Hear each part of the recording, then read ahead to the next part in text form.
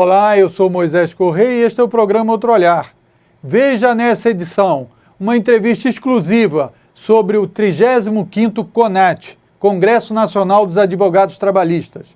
Outro Olhar recebeu para uma entrevista o vice-presidente sudeste da ABRAT, da Associação Brasileira dos Advogados Trabalhistas, o advogado Dr. José Luiz. Outro Olhar encerra essa edição com a última parte da entrevista com a professora Beatriz Bício, que lançou o livro O Mundo Falava Árabe. Outro Olhar vai para o intervalo. Nos aguarde, voltamos já.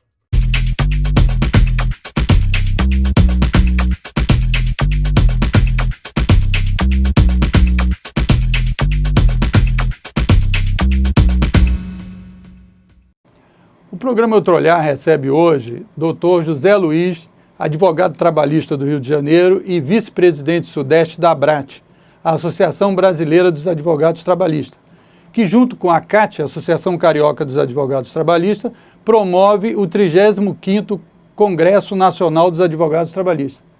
Obrigado pela aceitação do convite. E eu digo logo, qual a importância do CONAT para o mundo do trabalho e para a sociedade?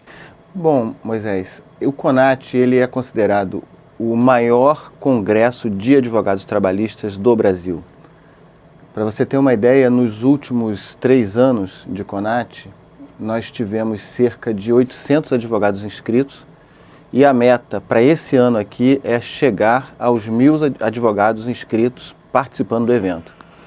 E por que escolher o Rio de Janeiro para a sede do CONAT? Boa pergunta. O Rio de Janeiro, esse ano, ele está comemorando, e na verdade, assim, digo Rio de Janeiro sem nenhum exagero, 50 anos da Associação Carioca dos Advogados Trabalhistas. Foi a primeira associação de advogados trabalhistas criada no país, e a ACAT foi que deu origem a todo esse movimento de reunião e congraçamento dos advogados no Brasil inteiro. Tanto que, por intermédio da ACAT, criou-se a ABRAT. E se a gente fizesse uma comparação do mundo dos advogados, né, que tem uma entidade conhecida por toda a população, que é a OAB, e os advogados trabalhistas, qual é a relação dos advogados trabalhistas com o mundo da advocacia? Qual quantidade, participação, como você poderia... Bom, a gente não tem dados concretos ou estatísticos para afirmar quantos sejam advogados trabalhistas. O que eu posso falar para você é que mais ou menos dos 700 mil advogados inscritos nas ordens de todo o país, 200 mil fazem ou atuam na área trabalhista. Não que os outros 500 não atuem, mas o que se tem de expressão numérica é que 200 mil advogados atuem na área trabalhista. E eu estou falando isso em relação ao processo judicial eletrônico, que através do processo judicial eletrônico é que os tribunais começaram a cadastrar os advogados para poder atuar, né, nesse novo sistema de processo. Então, preliminarmente, com dados divulgados pelos tribunais, estaríamos aí falando em torno de 200 mil advogados trabalhistas.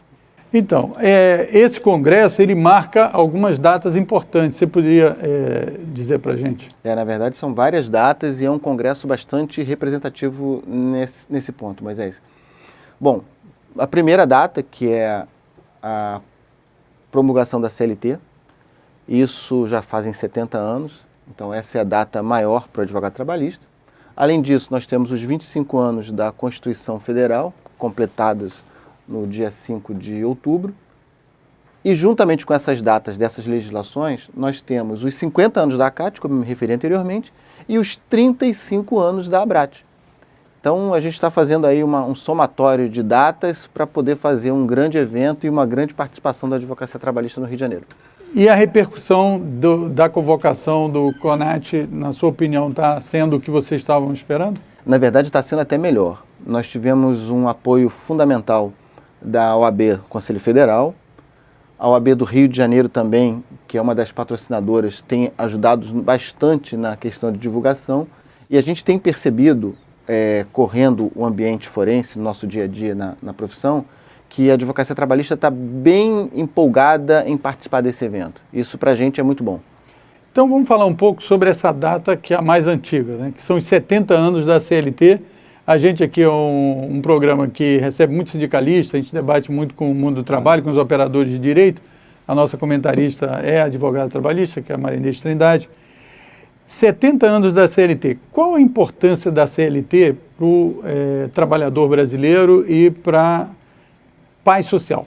Bom, o que se tem de concreto a respeito da CLT é que, por mais que se tente, por mais que houvesse tentativa de modificação, a legislação que perdurou ao longo de quase um século, e ela que foi promulgada no início da década de 40, um Brasil completamente diferente do que se tem hoje, mas mesmo com essa mudança da sociedade, você não conseguiu mudar a forma de se relacionar patrão e trabalhador. Então, apesar de todos os avanços tecnológicos principalmente, hoje o que se tem é uma legislação que permanece atual, apesar da idade, e que você não tem uma forma, ou pelo menos não se vislumbra uma forma imediata ou momentânea de se modificar essa relação trabalhador-empregador. Agora, a CLT, ela consegue colocar o trabalhador e o empregador em condições de igualdade? Bom, na verdade, essa é a grande tentativa, né? Essa relação capital e trabalho, ela suscita ainda muita discussão e aperfeiçoamento na legislação. O que a CLT tentou, e de uma certa forma ela conseguiu, que a proposição dela é você equiparar, pelo menos judicialmente falando, o poder do trabalhador com o poderio econômico do empregador. Então, a legislação trabalhista é uma legislação extremamente protetora. A gente costuma dizer que a Justiça do Trabalho é uma justiça social exatamente por esse aspecto protetivo que a legislação trabalhista empresta a essas relações de trabalho, porque é exatamente para você tentar equilibrar um pouco aí as forças na relação de emprego. Mas essa relação, ela não depende também, digamos, já que tem uma legislação que é a CLT, que tem quase mais de 900 artigos, né? A fiscalização do trabalho não interferiria também nessa relação? Não haveria, porque a gente sente que, em várias entrevistas aqui com os sindicalistas, a gente sente que de uns tempos para cá, principalmente da época do governo Fernando Henrique Cardoso e tal, a fiscalização foi meio afrouxada. Isso não tem uma interferência? Na verdade, essa questão da fiscalização, principalmente aquela que o Ministério do Trabalho fazia nas décadas de 60, 70, 80, isso foi se perdendo. O que se tem hoje é que houve uma espécie de um sucateamento do poder de fiscalização do Estado. Então, hoje o que se tem de concreto é que o Ministério do Trabalho não atua mais preventivamente nessas questões envolvendo a relação capital e trabalho. Muitas das vezes a atuação do Ministério do Trabalho é em função de alguma denúncia que é formulada, e o que se tem hoje, você imagina nas grandes capitais, Rio, São Paulo, Belo Horizonte, onde você tem um quadro diminuto de fiscais ou auditores do trabalho por uma quantidade muito grande de empresas. Então, não se tem, desculpe o termo, não se tem pernas para poder atingir todas essas empresas com o número de fiscal ou auditores do trabalho que se tem hoje. Por que eu levantei isso? Porque no debate aí sobre os protestos, eu tive acesso a um documento, a um artigo de um juiz lá do interior de São Paulo, Jorge Souto-Maior. Sim.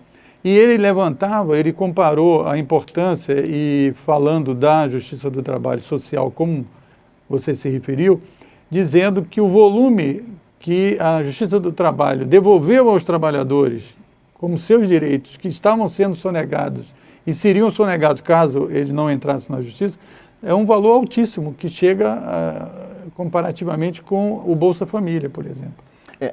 O que acontece? O trabalhador, ele perdeu o medo de litigar.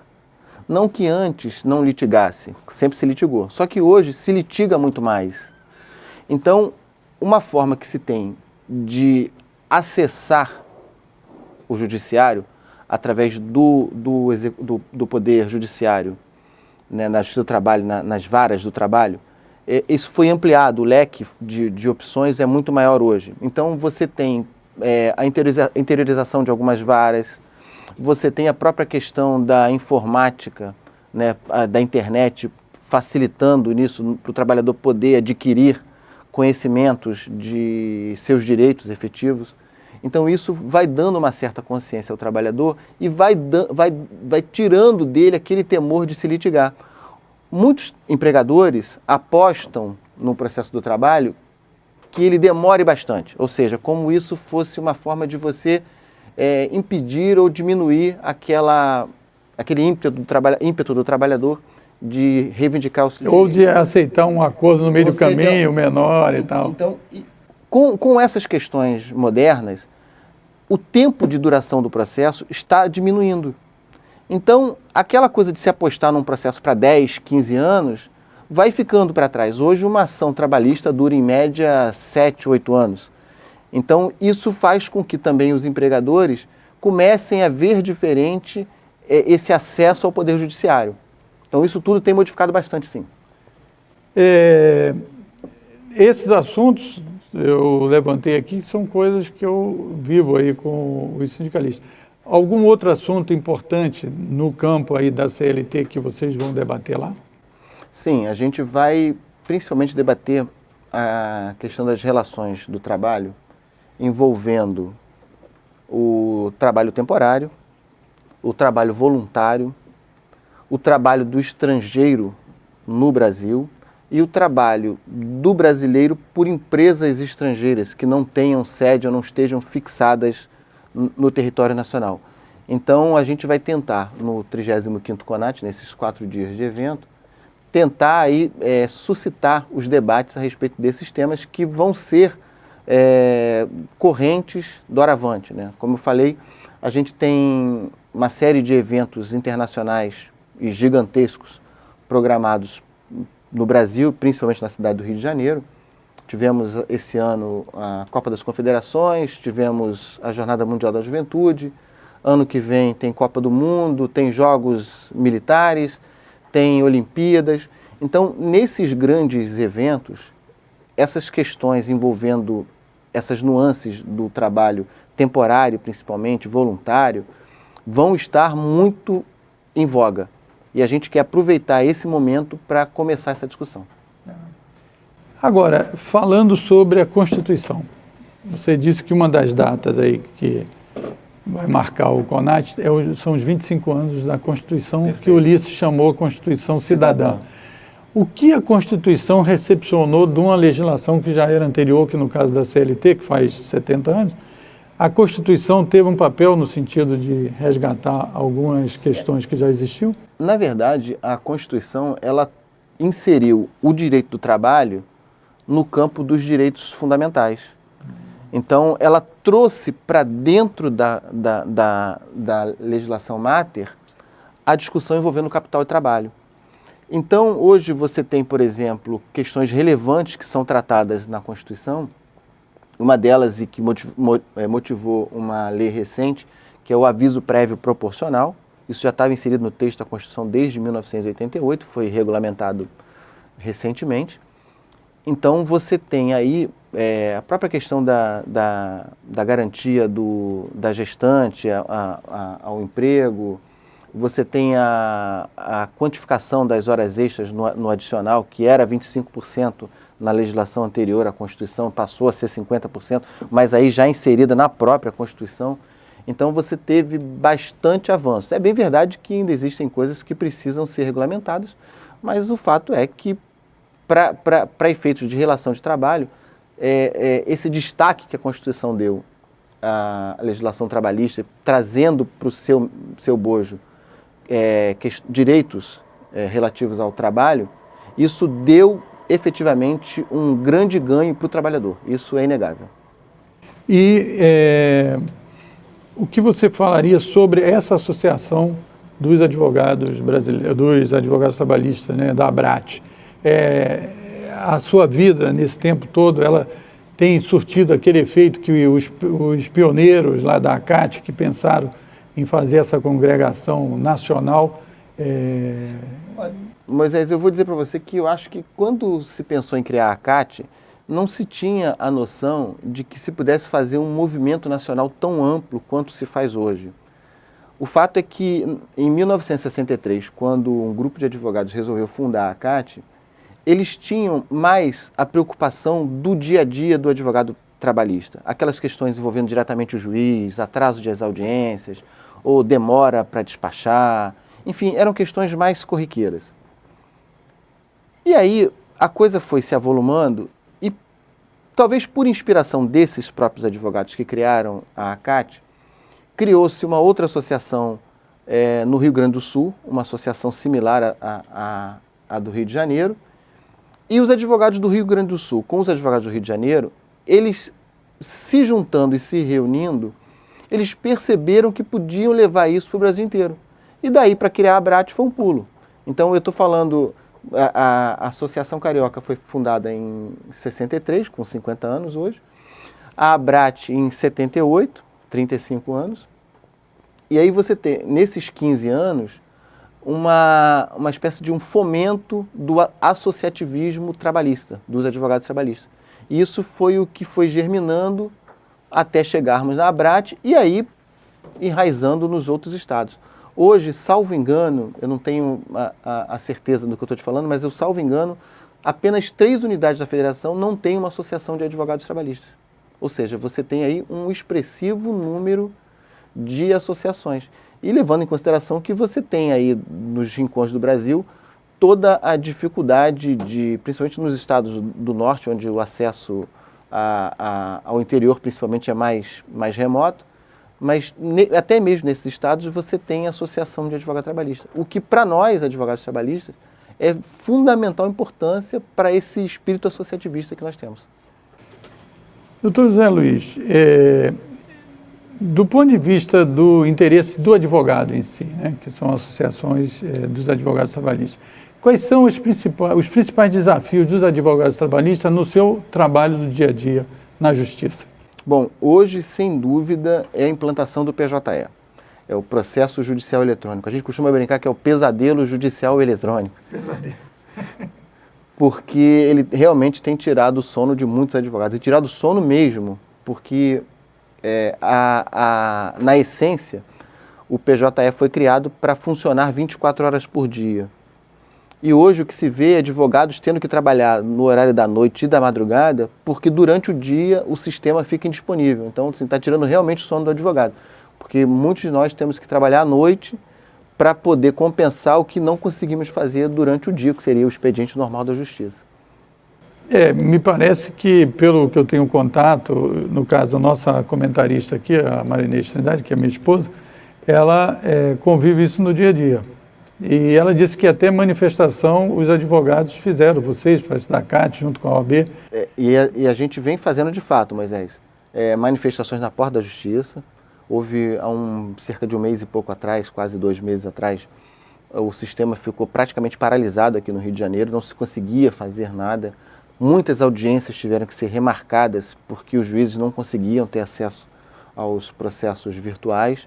Muitos advogados não conseguiram ajuizar as suas ações porque também não estavam tendo acesso. Então isso demandou uma intervenção conjunta aí das entidades de advocacia no Rio de Janeiro, principalmente a ACAT, o Sindicato dos Advogados e a OAB. Eles atuaram conjuntamente para tentar aí minimizar os impactos negativos desse PJE. Agora, isso tem uma relevância grande porque é o trabalho das pessoas, né? Se a gente analisar do ponto de vista do direito ao trabalho, a gente sabe que o cara que não paga pensão, ele é preso, porque é uma coisa de alimento. A pessoa que precisa de trabalhar, e se o instrumento do trabalho do advogado agora, porque eu me lembro da Receita, né? A Receita, só o ano que passado, ou há 2 anos atrás, é que deixou de receber declaração de imposto de renda em papel. Então ele manteve os 2 sistemas, estimulando etc., para fazer com que as pessoas se adaptassem àquele sistema. Não está muito assodado esse sistema? Infelizmente, no caso da Justiça do Trabalho, principalmente, o que se viu era uma necessidade de se implantar o PJE a qualquer custo. E aí começou-se com uma vara numa cidade do interior, em Santa Catarina, cidade de Navegantes, em dezembro de 2011, e a partir dessa implantação em Navegantes, a coisa foi tomando uma proporção maior. No Rio de Janeiro, já são, salvo engano, 147 varas do trabalho, sendo que dessas 147 varas do trabalho, 119 já estão funcionando no sistema eletrônico. Ou seja, a gente já chegou aí a 60%, quase 70% do peticionamento eletrônico obrigatório. E o que nós da advocacia sempre reivindicamos é que nos desse a oportunidade de optar entre um sistema e o outro, na medida em que o sistema novo não vem atendendo a nossa categoria. Então isso é realmente um prejuízo, só que o tribunal não entendeu dessa maneira e manteve pé firme na questão de não retroceder. A partir de hoje, principalmente no Rio de Janeiro, na cidade do Rio de Janeiro, todos os processos novos que são ajuizados vão ser e serão no sistema eletrônico. E você vê qual o desenrolar dessa demanda aí? Teve um avanço nessa questão que, recentemente, o Tribunal Superior do Trabalho ele aceitou a participação da advocacia trabalhista na modernização do PJE. A modernização que eu digo é no aperfeiçoamento das ferramentas que hoje tem, só que, na verdade, são ferramentas que foram criadas por técnicos do setor de informática. A classe de advogados não foi ouvida sobre o sistema. Então, muitas coisas que se tem hoje funcionando, para nós, advogados, não tem o menor sentido ou relevância. Então, era como fazer um software de arquitetura sem ouvir os arquitetos. Sem ouvir os arquitetos. E não ouviram os advogados. Então, muitas coisas que nós identificamos hoje como sendo erradas ou não próprias, elas são fundamentalmente por não terem ouvido a voz da advocacia. E isso, com essa mudança de postura do tribunal, que já aceita a participação dos advogados, a gente entende que vai ser um ganho e eu acho que em breve a gente vai ter novidades boas aí no sistema do PJE. Agora, do ponto de vista do levantamento da Justiça do Trabalho, as demandas principais que eu tenho acesso é a pagamento de horas extras reclamadas, certo? Não pagamento de... essa questão da jornada de trabalho e as demandas por demissão, etc. Essas associações, essa congregação dos advogados trabalhistas também demanda alguma coisa no parlamento para modificação da legislação? Existe também esse tipo de debate? Na verdade, a gente sempre que tem condições, a gente procura as bancadas legislativas, ou no Senado ou na Câmara, tentando o aperfeiçoamento dessa ou daquela legislação, ou até sugerindo uma legislação que possa melhorar essas questões. Então é fato que a advocacia como um todo, e aí falando particularmente da advocacia trabalhista, principalmente através da ABRAT, nós temos mantido um canal efetivo com o parlamento na busca de melhorias na legislação do trabalho. Porque teve uma polêmica que está em curso, né, que é a questão da terceirização. Inclusive, quer dizer, se propondo, tem uma briga aí das centrais sindicais, dos sindicatos no parlamento, e parece que o projeto de lei daquele deputado que era dono dos biscoitos e tal, a gente brincou muito, o deputado da Rosquinha, né? Que estava sugerindo que a terceirização também fosse nas atividades fins das empresas, nas atividades fins, quando a legislação permite as atividades secundárias, né, possam ser terceirizadas. E eu já vi documentos do juiz trabalhista, já vi documentos da OAB, se não me engano, do Ministério Público, etc. Existe algum posicionamento das entidades de advogados trabalhistas sobre esse assunto? Em princípio, assim, é o fim terceirizar a atividade fim, né? Fazendo um trocadilho bem o fim? Fazendo um trocadilho bem infame. Mas o fato é que, com essa proposição da mudança em relação à terceirização, poder-se-ia terceirizar qualquer atividade. Então, mesmo aquela atividade fim, que seria a principal atividade de um ramo econômico, ela poderia ser terceirizada. Você imagina, por exemplo, no setor rodoviário, você terceirizar o serviço de motorista, entendeu?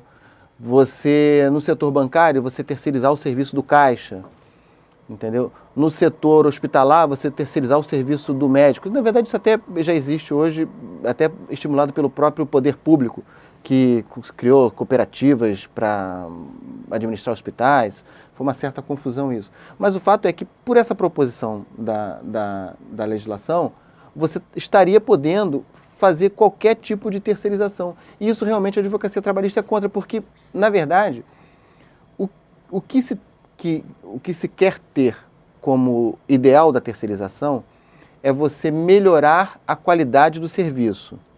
Que aí você uma empresa poderia contratar uma outra empresa com expertise naquele ramo e aquilo ali daria um ganho no produto, ou na qualidade, ou no resultado final. Só que o que está se vendo na prática hoje é que se terceiriza para precarizar. Você terceiriza para pagar menos ao trabalhador, você terceiriza para se respeitar menos os direitos daquele trabalhador dito terceirizado com aquele trabalhador dito funcionário contratado da empresa, enfim. Então você cria, na verdade, dentro de uma determinada empresa, isso acontece em várias comumente, você tem dois tipos de trabalhadores, um com mais direitos do que o outro, e os dois fazendo a mesma coisa. E além do mais, a gente sabe que muitas empresas que fazem esse trabalho de locar aquela mão de obra e tal, ela às vezes perde contratos e desaparece porque 3 computadores, 2 mesas, 2 secretárias e um segurança montam a empresa. E o crédito trabalhista, que até tinha o alemão, né, quer dizer, que propôs até a questão de você ter a garantia do crédito salarial, né, que o trabalhador oferece o seu trabalho, mas não sabe se no final do mês vai garantir, etc. Tal. E a terceirizada deu muitos problemas, tem muitos problemas aí, mesmo nas atividades secundárias, né? Normalmente o que acontece é uma certa empresa terceirizada, ou no ramo de prestação de serviços, ela tem um grande contrato com uma empresa. Por algum motivo esse contrato é desfeito ou é reduzido. Ela não tem suporte financeiro para se manter, salvo em função daquele contrato. Então, a primeira consequência disso é você demitir trabalhadores em massa.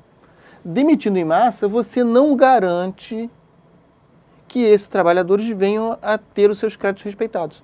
Tanto que até hoje a jurisprudência tem avançado um pouco para responsabilizar aquela empresa que é a tomadora do serviço, solidariamente ou subsidiariamente, no pagamento daquele crédito para o trabalhador. Isso é uma forma de você minorar os efeitos da terceirização. Não que vá resolver, mas é uma forma de você...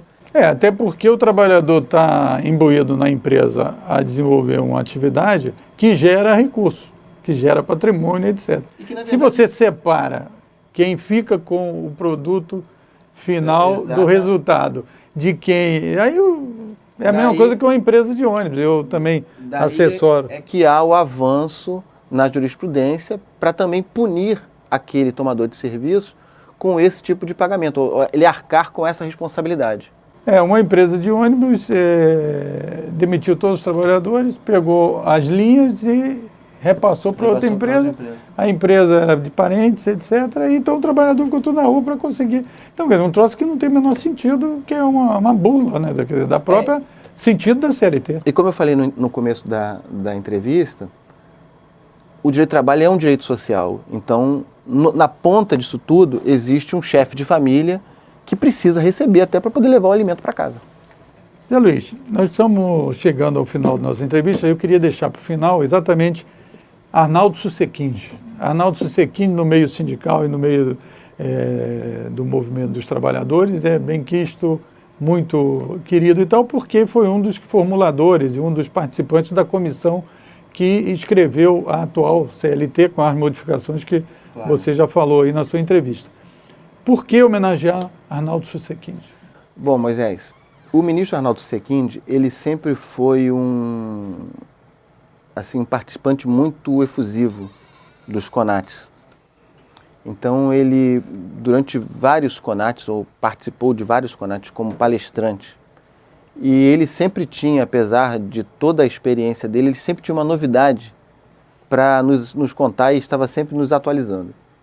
O ministro Arnaldo Sequinti nos deixou em julho do ano passado, e durante o 34º CONAT que aconteceu em Maceió, o Rio de Janeiro, a ACAT, fez a proposição de sediar o CONAT aqui no Rio de Janeiro, por essas questões todas que eu já te falei, os 70 anos da CLT, os 35 anos, os 25 anos da Constituição, os 50 anos da ACAT e os 35 anos da ABRAT.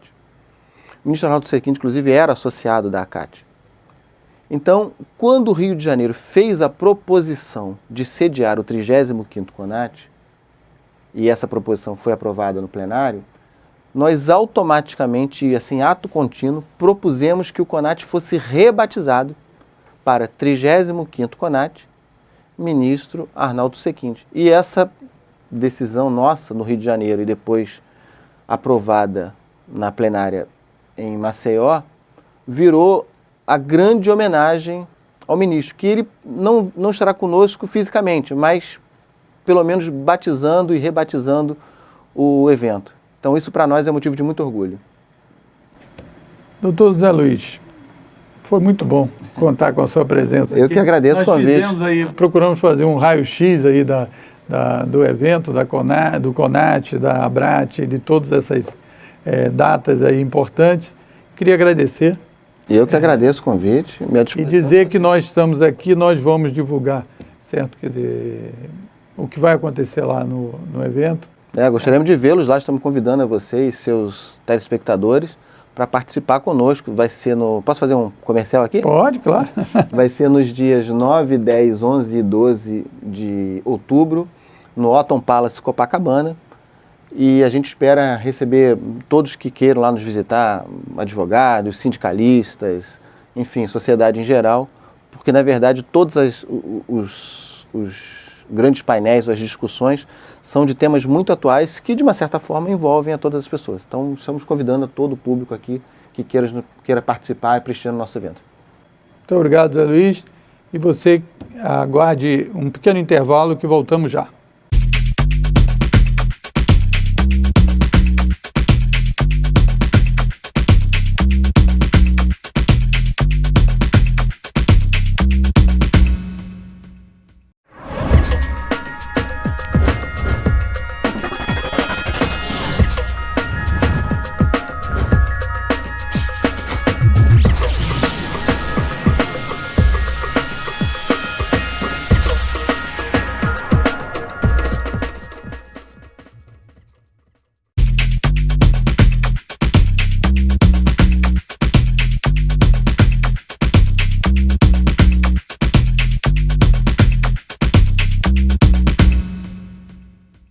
Vamos finalizar essa edição com a segunda e última parte da entrevista com a professora Beatriz Bício, que lançou o livro O Mundo Falava Árabe. Desse período que o mundo falava árabe, obviamente, foi você mesma que disse que o interesse seu também para entender melhor esse momento, e nós vivemos uma situação mundial de permanente guerra, né?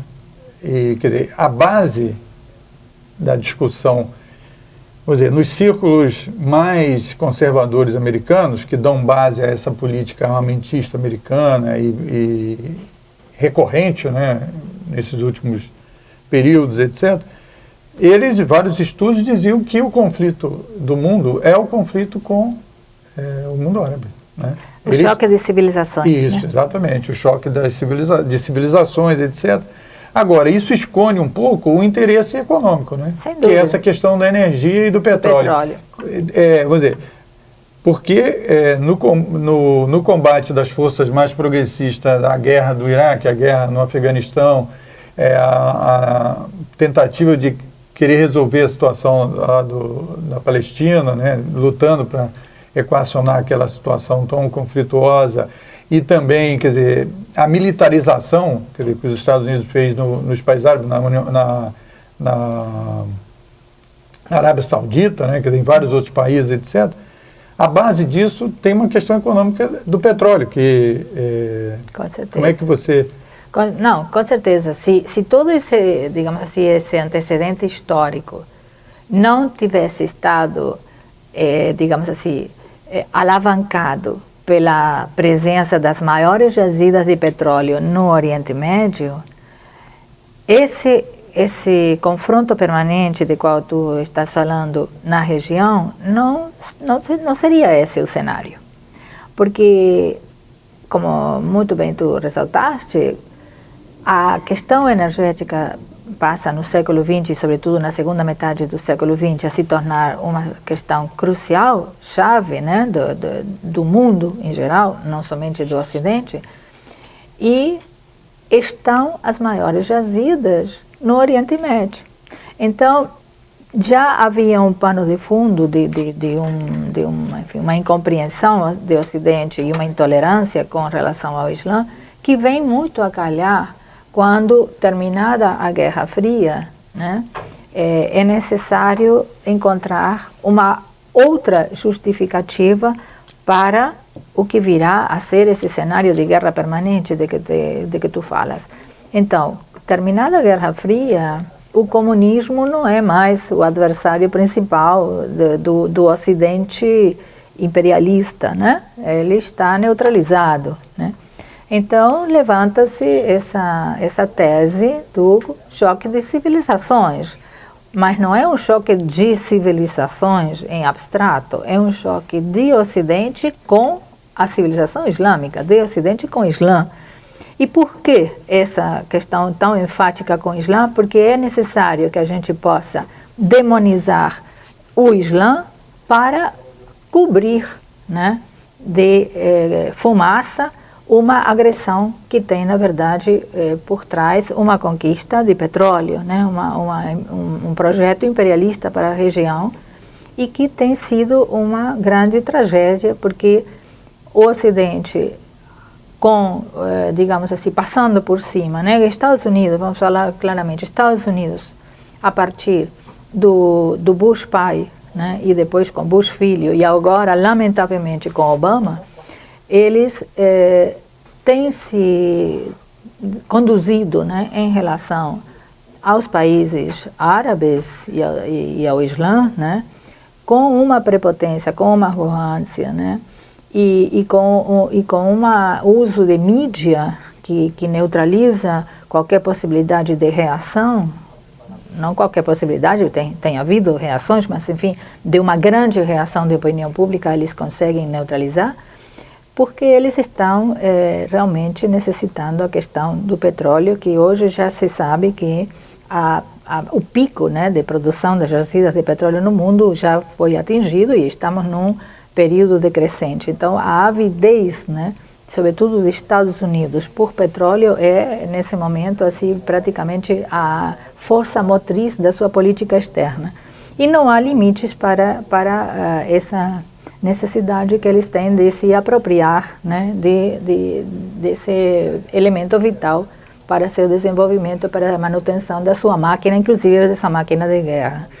Então, tal qual o que tu colocas, ou seja, hoje em dia, leia-se petróleo como uma das questões centrais desse confronto, sem nenhuma dúvida, né? Agora, a política externa americana desse confronto, que tem a base do petróleo, a gente viu lá no Afeganistão, no Iraque, né, quer dizer, eles queriam passar uns oleodutos e aí fazem a guerra para depois entregar as empresas, etc.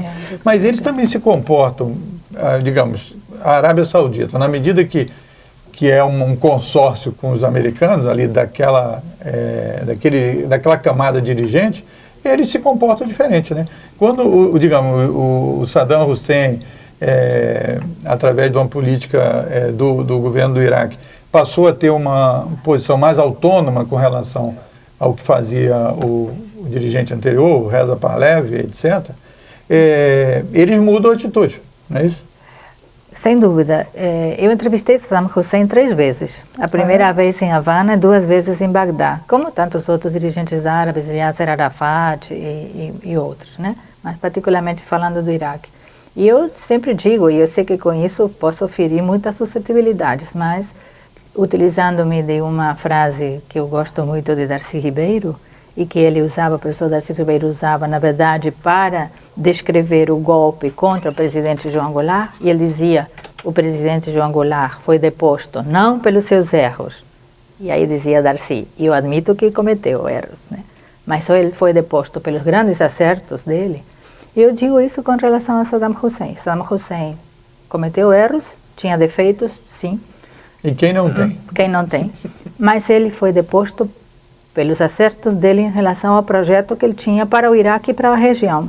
Ele estava utilizando os recursos do petróleo para construir um grande Iraque, né, poderoso, claro, num projeto que a gente pode discrepar do projeto, mas era um projeto que estava alicerçado no poder militar.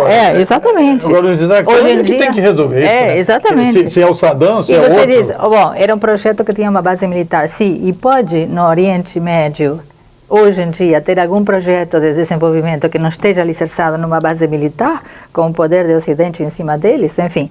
Mas ele tinha um projeto que era desenvolver o Iraque, e com o desenvolvimento do Iraque, desenvolver a região. Ele, por exemplo, foi um dos maiores financiadores dos palestinos, né? Não é por acaso que, até o último momento, Arafat fica do lado de Saddam Hussein, com tudo que isso significou de desgaste para o próprio Arafat, enfim, de ter sido questionado, inclusive, dentro de fileiras palestinas, né? Mas ele sabia muito bem o grande apoio que tinham recebido os palestinos do Iraque, né? Do Iraque sob Saddam Hussein.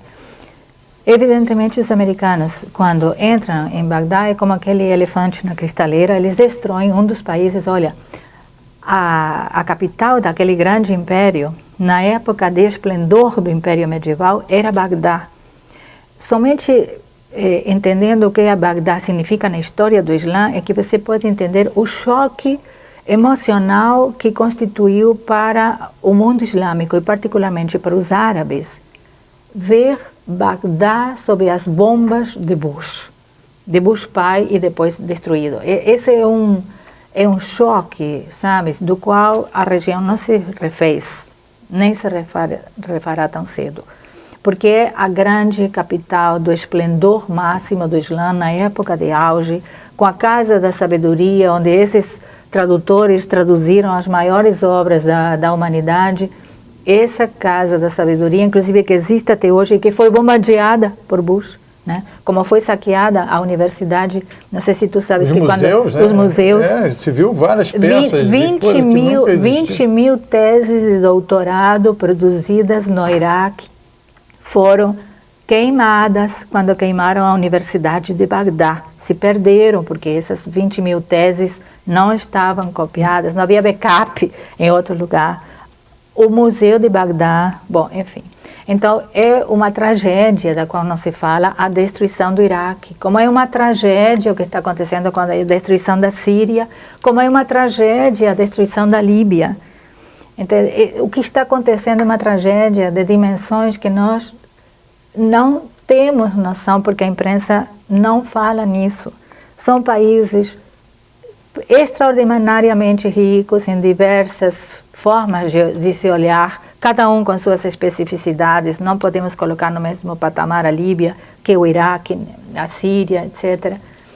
Mas são países de tradições milenares, de uma cultura extremamente sofisticada, onde se perdem bibliotecas, se perde cultura, se perde produção de saberes, se perdem vidas humanas, que em última instância é o que mais interessa, e parece que como que nada, né? E ainda por cima as grandes empresas multinacionais americanas indo lá se enriquecer, os mercenários indo lá se enriquecer. Hoje em dia está terceirizada a guerra, né? Que vão lá mercenários a se colocar ao melhor postor. É muito triste e revoltante, né, assistir a tudo isso. Mas, olha, eu acho que nós estamos assistindo a uma reviravolta. Essas primaveras, né, isso, que eu estão gostaria por exatamente de ouvi-la, aproveitar aqui e explorar mais um pouquinho o seu conhecimento, a sua experiência. Qual a visão sobre a primavera, a chamada primavera árabe? Há primaveras e primaveras, tem né? vários países, as realidades são diferentes. Vamos dizer, o Egito. O Egito, eu acho que está num processo muito interessante, extremamente interessante. Há aqui também, enfim, nos nossos países e particularmente na América Latina, uma interpretação que, claro, a gente quando vê um golpe, né, porque ninguém pode negar que militar que derruba um presidente está dando um golpe, né, não podemos colocar eufemismos, mas qual é a nossa tendência com tudo o que a gente sofreu aqui na América Latina? Nós imediatamente assimilamos depois disso, vem tortura, vem falta de possibilidade de ir para as ruas e se expressar livremente, cerceamento de todo tipo de liberdades, enfim, foi o que nós vivemos aqui. A nossa experiência histórica nos leva a extrapolar essa experiência para o caso do Egito. Não é bem assim. As organizações não governamentais, os sindicatos, os grupos de estudantes, tudo o que significa movimento social, essa efervescência que levou milhões para as ruas e que continua a levar milhões para as ruas, essa efervescência nos mostra que não foi um golpe de Estado ao estilo das ditaduras latino-americanas. Estamos cometendo um erro de avaliação se extrapolarmos o que aconteceu aqui com o que está acontecendo lá. Na verdade, é claro, ninguém sabe o que vai acontecer, mas havia 22 milhões de assinaturas recolhidas, inclusive com o movimento de rua, exigindo a saída de Mursi, do presidente da Fraternidade Muçulmana, porque ele se afastou de todos os compromissos que tinha assumido com as ruas e que tinha assumido inclusive com os próprios militares. Então, quer dizer, no fundo, poderia ser, para melhor entender, que o Mursi estava dando um contra-golpe. Ele estava levando. E ele foi instado a sair. Exato. Isso, inclusive, há poucos dias eu promovi na universidade, no IFIX, um debate com um professor que chegou do Cairo, que vive no Cairo, que inclusive está estudando os movimentos sociais do Egito, e ele nos contava que esses 22 milhões de assinaturas foi o dobro, primeiro, da votação do Mursi, né? Ou seja, o dobro de egípcios se manifestaram contra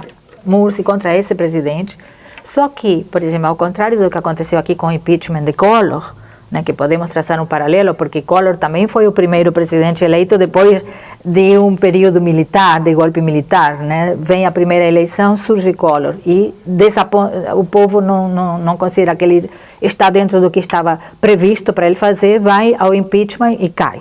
No Egito, o primeiro presidente, Mursi, não podia cair por um impeachment do Congresso, simplesmente porque o Congresso tinha sido dissolvido por causa das medidas que ele tinha tomado. Então, não havia Congresso para dar um impeachment no presidente. Então, os militares acolhem esse pedido da rua de separar o presidente. E nomeiam um governo de transição. Agora, a pergunta, e será que os militares vão respeitar as ruas e não vão encontrar alguma justificativa para permanecer no poder? Sempre. Eu estou dizendo, a situação está aberta. Sempre é possível, aberta, né? Mas exatamente essa foi a questão que o professor colocou, que eu achei extremamente importante como dado fundamental para a análise. Sim, eles poderão fazer, mas terão que estar dispostos a um banho de sangue, porque o povo na rua não vai sair da rua. Se você que é entendido aqui na América do Sul, né, na América Latina em geral, o que aconteceu depois do Menem, quantos governos argentinos caíram logo depois, certo? Claro. Antes de acabar os seus mandatos, claro. Porque estava uma convulsão, uma situação de convulsão. Não permitia estabilização, né? Nenhuma estabilidade. E esse é o quadro que está lá. Então, é extremamente rico isso, porque você vê, estão sendo delineadas formas de luta e formas de canalizar as demandas que surpreende, não estão no modelito, né? Está sendo criado alguma coisa de novo. Por isso vamos descartar a priori? Eu acho que não, justamente essa é uma das riquezas desse processo que está acontecendo no mundo árabe e que, olha, o Egito é uma caixa de ressonância histórica no mundo árabe. O que acontece no Egito tem repercussões extraordinariamente importantes em toda a região. Então, eu sou bastante otimista em relação ao que está acontecendo na região. Conheço bastante das minhas coberturas como jornalista esse povo árabe, né? Admiro profundamente, né? Acho que é uma cultura rica, da qual nós temos muito a aprender, né? Em solidariedade, inclusive uma cultura extremamente solidária, né? Agora, Beatriz, e a situação na Síria? O que você poderia nos clarear? Na Síria, eu acredito, Moisés, que estamos num momento em que Estados Unidos compreendeu que uma intervenção seria altamente arriscada para o Obama, né? Eu acho que o Obama, como se diz popularmente, está colocando as barbas de molho com a Síria, porque a Síria, em primeiro lugar, é um país extremamente estruturado socialmente, militarmente, né? Agora, lamentavelmente, destruído, né? Grandes cidades, áreas de valor histórico, né? O custo enorme em vidas humanas, enfim. Mas não é fácil para Estados Unidos entrar como elefante lá e achar que vai comandar a situação. Eles estão vendo que a situação não é essa. Então eu confio, o que sempre confio que tem que ser o que acontece em qualquer país, que a soberania do país, primeiro, seja respeitada e, segundo, que se dê à população a possibilidade de dialogar, porque estava em curso um processo de diálogo com o governo quando os Estados Unidos começou a interferir, Estados Unidos e seus aliados da OTAN, fundamentalmente a Grã-Bretanha. Que aí virou muito negócio de mercenários também, né? Exatamente, então, começaram a alimentar com armas, alimentar com financiamento e tal, grupos que incluíam desde a Al-Qaeda, né, desde o terror, né, de Al-Qaeda até tudo que você possa incorporar de mercenários que estavam lá dentro daquilo que se chamou os rebeldes sírios. Meu Deus, imagina se por um momento pudéssemos pensar que esse grupo chega ao poder, o que vai acontecer? O que podemos esperar? Né? Primeiro é uma colcha de retalhos, não há nenhuma proposta de país, né? Mais ou menos o que aconteceu na Líbia. Na Líbia, exatamente. Estamos aí com o espelho da Líbia. E anteriormente, na Iugoslávia, né? Que eles dividiram exatamente um objetivo, a menos que seja esse, de botar um pedacinho para cada um, porque fica mais fácil você dominar, né? Sim. Você divide destrói, o país a né, 5, 6 países. Mais importantes, né? Mas, enfim, eu gostaria de responder assim muito sucintamente. Acredito que a Síria entrou num outro momento e que acredito e confio, né, também, e que haverá a possibilidade de um desfecho que os sírios conduzam, né, e não uma interferência ocidental, como tem sido a norma desse último conflito que estamos assistindo. Nós ainda temos alguns minutinhos, viu, Beatriz? Eu queria que você... e sobre a situação da Palestina? Você falou do Arafat e...